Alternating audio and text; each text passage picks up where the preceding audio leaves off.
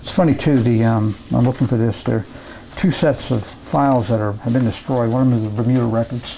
I wrote the secretary of the, the Secretary General of Bermuda.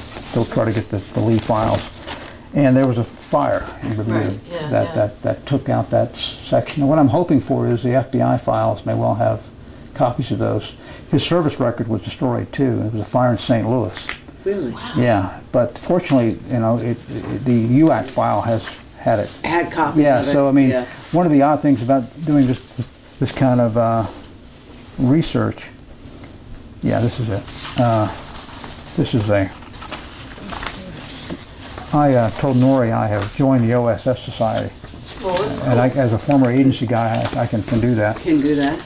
And the OSS Society is a members of a small group that's getting smaller. Yeah. But there are people still left in it who served in it and who.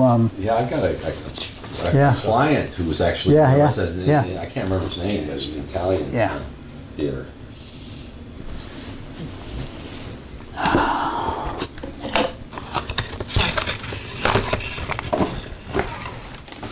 So, are you picking up some of this, the Ivy League spy stuff? I mean, as a continuing theme of, that he was so snooty, he was so upper class, he was so Un-American. Un-American.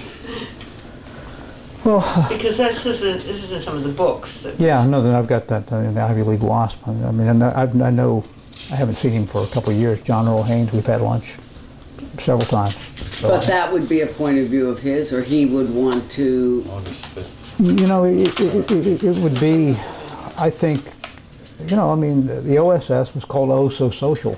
Yes. So social. I had heard that forgotten. Yes. Yeah. So there were a lot of animus. I mean, especially from Midwestern Republicans and and the FBI. A lot of them were Irish Catholic, right? What Pat Moynihan always said the agency consists of Yale men who are investigated by Fordham men from the FBI.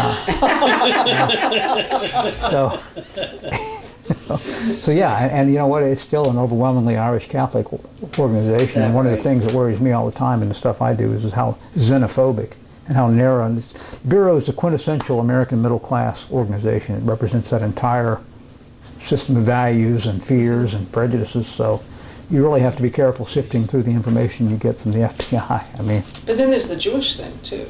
Yeah. What's the Jewish thing? Just a lot of the sort of animosity. Yeah. I mean, can I just take a quick look at that, Mark? Oh, sure. Pardon me. Especially since my husband is Jewish, that a lot of these writers like Weinstein, they are Jewish, and I just have a feeling that since many of the prominent spies, you have the Rosenbergs, and you have Green Glass, and you have other Jewish spies, that they don't mind a lot having an Ivy League Wasp spy, which is totally understandable. Sure.